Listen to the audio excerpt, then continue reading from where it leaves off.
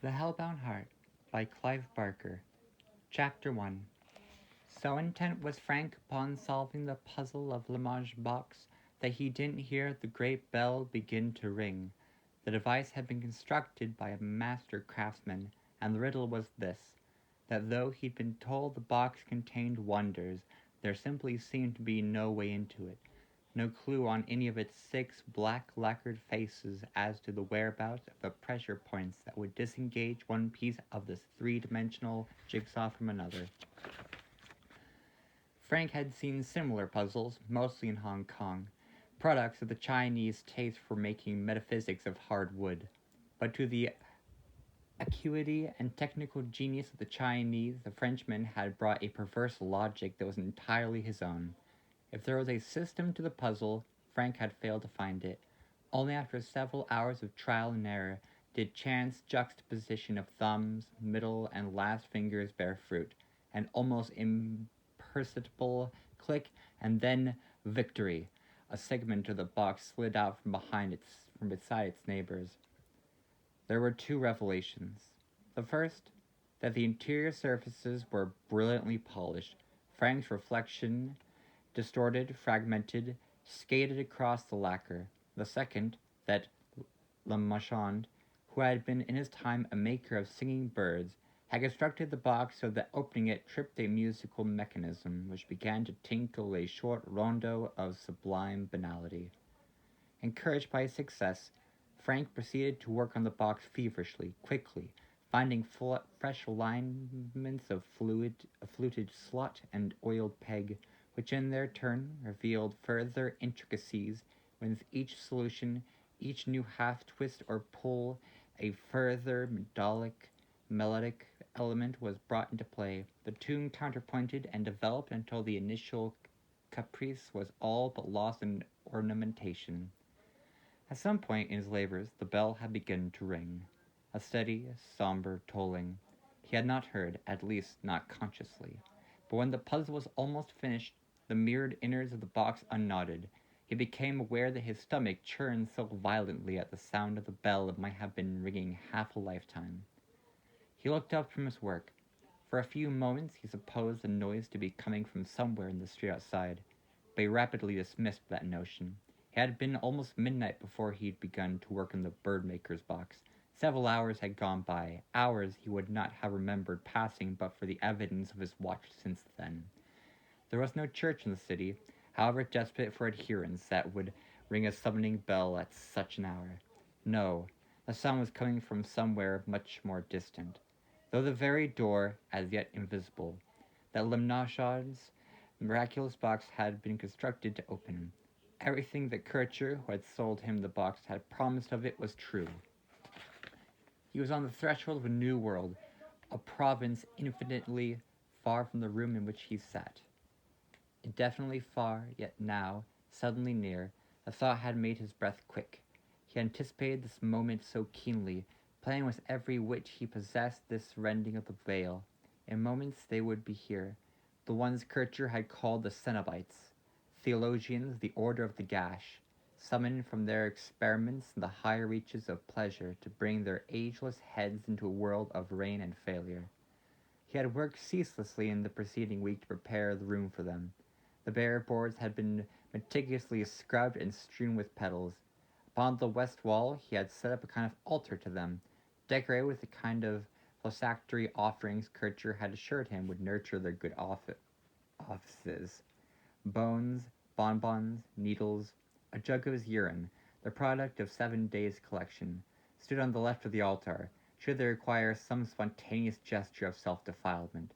On the right, a plate of doves' heads, which Kircher had also advised him to have on hand. He had left no part of their invocation ritual unobserved. No cardinal, eager for the fisherman's shoes, could have been more diligent. But now the sound of the bell became louder, drowning out the music box. He was afraid. Too late, he murmured to himself, hoping to quell his rising fear. Le Marchand's device was undone. The final trick had been turned. There was no time left for prevarication or regret. Besides, hadn't he risked both life and sanity to make this unveiling possible? The doorway was even now opening to pleasures no more than a handful of humans had ever known existed, much less tasted. Pleasures which would redefine the parameters of sensation, which would release him from the dull round of desire, seduction, and disappointment that had dogged him from his late adolescence. He would be transformed by that knowledge, wouldn't he? No man could experience the profundity of such feeling and remain unchanged. The bare light bulb in the middle of the room dimmed and brightened, brightened and dimmed again. It had taken on the rhythm of the bell, burning its hottest on each chime. In the troughs between the chimes, the darkness in the room became utter. It was as if the world he had occupied for 29 years had ceased to exist.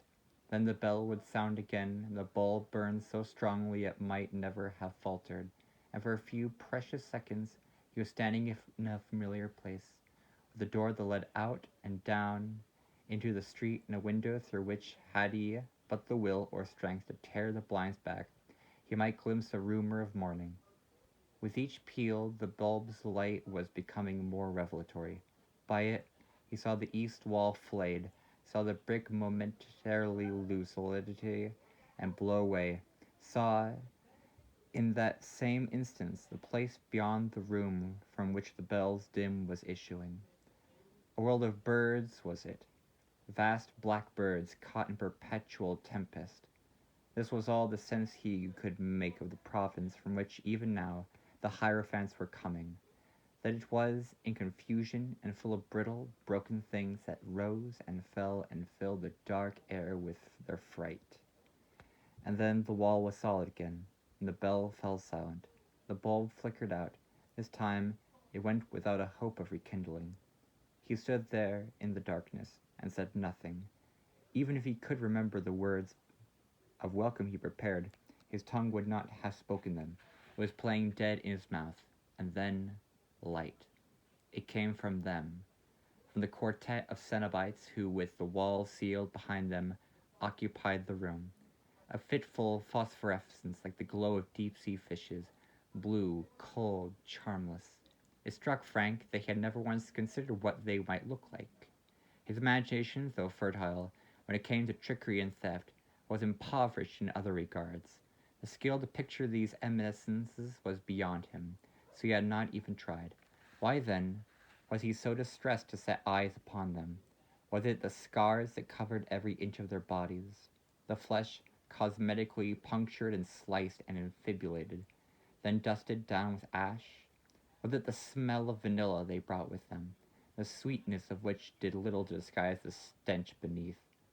Or was it that as the light grew, and he scanned them more closely, he saw nothing of joy or even humanity in their maimed faces, only desperation and an appetite that made his bowels ache to be voided.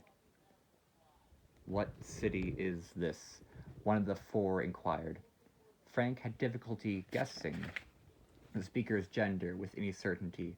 Its clothes, some of which were sewn to and through its skin, hid its private parts, but there was nothing in the dredges of its voice, or in its wilfully disfigured features to offer the least clue.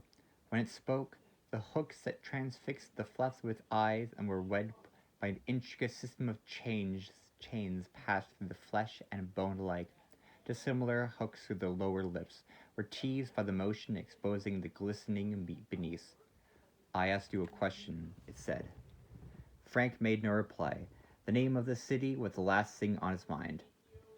"Do you understand?" the figure beside the first speaker demanded.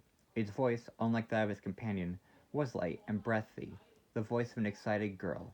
Every inch of its head had been tattooed with an intricate grid, and at every intersection of horizontal and vertical axes, a jeweled pin driven through to the bone.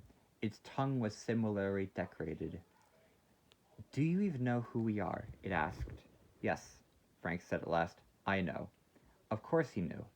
He and Kircher had spent long nights talking of hints gleaned from the diaries of Bolingbroke and Gilles de Rais.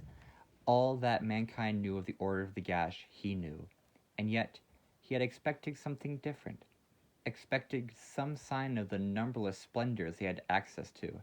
He had thought they would come with women, at least, oiled women, milked women, Women shaved and muscled for the act of love, their lips perfumed, their thighs trembling to spread their buttocks weighty the way he liked them. He had expected sighs and languid bodies spread on the floor underfoot like a living carpet, had expected virgin horrors whose every crevice was his for the asking and whose skills would press him upward, upward to undreamed of ecstasies. The world would be forgotten in their arms. He would be exalted by his lust instead of despised for it. But no, no woman, no sighs, only these sexless things with their corrugated flesh. Now the third spoke. Its features were so heavily scarified, the wounds nurtured until they ballooned that its eyes were invisible and its words corrupted by the disfigurement of the mouth. "What do you want?" it asked him. He perused his questionnaire more confidently than he had the other two. His fear was draining away with every second that passed. Memories of the terrifying places beyond the walls were already receding. He was left with this decrepit decadence, with their stench, their queer deformity, their self-evident frailty. The only thing he had to fear was nausea. "Kircher told me there would be 5 of you," Frank said. "The engineer will arrive should the moment merit," came the reply. "Now again, we ask you, what do you want?" Why should he not answer them straight? "Pleasure," he replied. "Kircher said you know about pleasure." "Oh, we do," said the first of them. "Everything you ever wanted." "Yes, of course, of course." It stared at him with its all too naked eyes. "What have you dreamed?" it said. The question, put so badly, confounded him. How could he hope to articulate the nature of the phantasm his libido had created? He was still searching for words when one of them said, "This world, it disappoints you." "Pretty much," he replied. "You're not the first to tire of its trivialities," came the response. "There have been others." "Not many," the gritted face put in. "True, a handful at best. But few have dared to use Lemachan's configuration, men like yourself hungry for new possibilities, who've heard that we have skills unknown in your region." "I'd expected," Frank began. "We know what you expected," the Cenobite replied. "We understand to its breadth and depth the nature of your frenzy. It is utterly familiar to us." Frank grunted. "So," he said, "you know what I've dreamed about. You can supply the pleasure." The thing's face broke open, its lips curling back, a baboon smile. "Not as you understand it," came the reply. Frank made to interrupt, but the creature raised a silencing hand. "There are conditions of the nerve endings," it said, "the like of which your imagination, however fevered, could not hope to evoke." "Yes? Oh, yes. Oh, most certainly.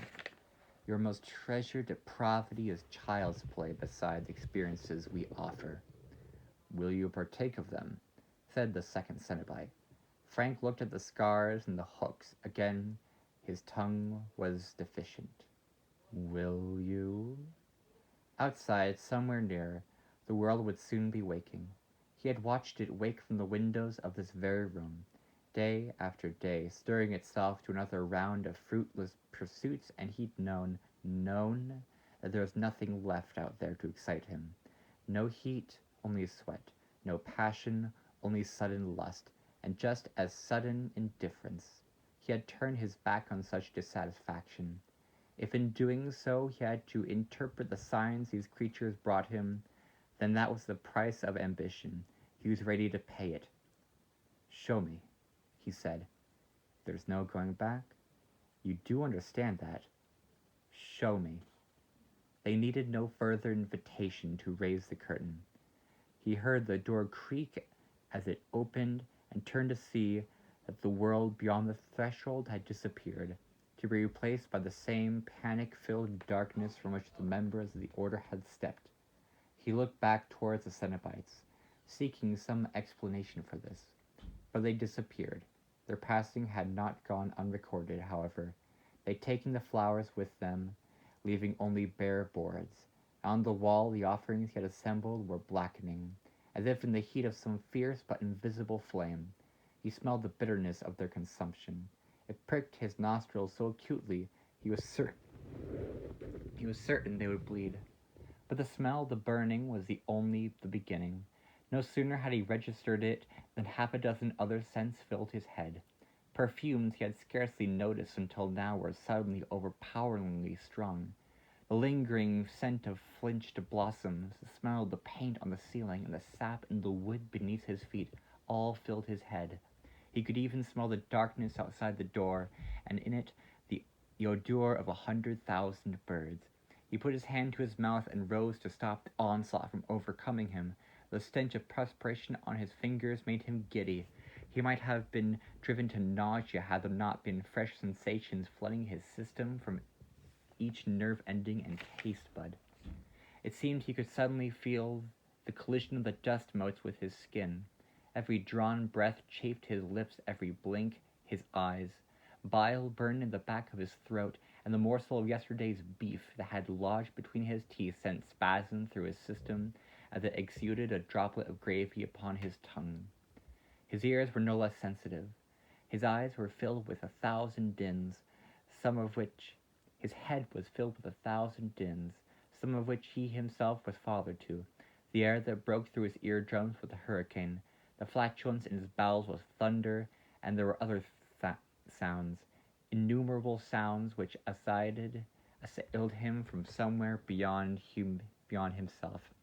Voices raised in anger, whispered professions of love, roars and rattlings, snatches of song, tears. Was it the world he was hearing? Mourning break in 1,000 homes. He had no chance to listen closely. The cacophony drove any power of analysis from his head. But there was worse. The eyes, oh God in heaven! He had never guessed that they could be such torment. He who thought there was nothing on earth left to startle him. Now he reeled. Everywhere. Sight. The plain plaster of the ceiling was an awesome geography of brushstrokes. The weave of his plain shirt was an unbearable elaboration of threads. In the corner, he saw a mite move on a dove's head and wink its eyes at him, seeing that he saw too much, too much. Appalled, he shut his eyes, but there was more inside than out, memories whose violence shook him to the verge of senselessness. He sucked his mother's milk and choked, felt his siblings' arms around him. A fight, was it, or brotherly embrace? Either way, it suffocated. And more, so much more, a short lifetime of sensations, all written a perfect hand upon his cortex and breaking him with their insistence that they may be remembered. He felt close to exploding. Surely the world outside his head, the room and the birds beyond the door, they, for all their shrieking excesses, could not be as overwhelming as his memories. Better that, he thought, and tried to open his eyes. They wouldn't unglue. Tears, or pus, or needle and thread had sealed them shut. He thought of the faces of the Cenobites, the hooks, the chains. Had they worked some similar surgery upon him, locking him up behind his eyes with the parade of his memory? In fear for his sanity, he began to address them, though he was no longer certain that they were even within earshot. "Why?" he asked. "Why are you doing this to me?" The echo of his words roared in his ears, but he scarcely attended to it. More sense impressions were swimming up from the past to torment him. Childhood still lingered on his tongue, milk and frustration. But there were adult feelings joining it now. He was grown. He was mustached and mighty, hands heavy, gut large. Youthful pleasures had possessed the appeal of newness, but as the years had crept on, and mild sensations lost potency, stronger and stronger experiences had been called for, and here they came again, more pungent for being laid in the darkness at the back of his head.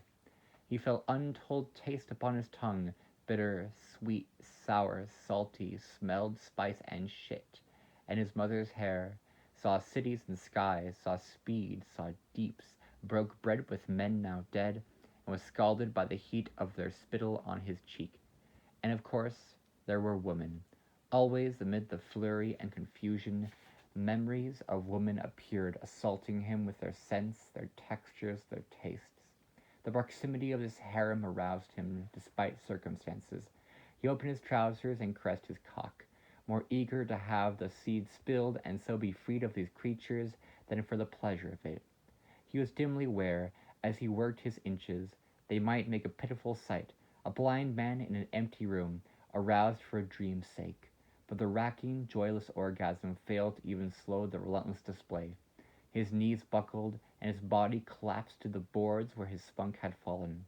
There was a spasm of pain as he hit the floor, but the response was washed away before another wave of memories. He rolled back onto his back and screamed, and begged for an end to it.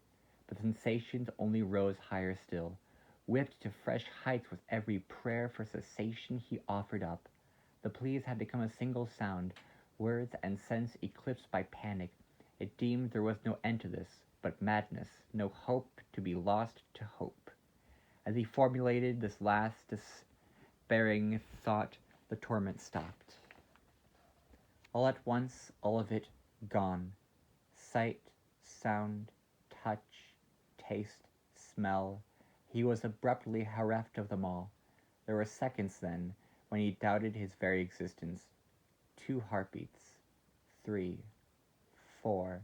On the 5th, he opened his eyes. The room was empty. The doves and the piss pot gone. The door was closed. Gingerly, he sat up.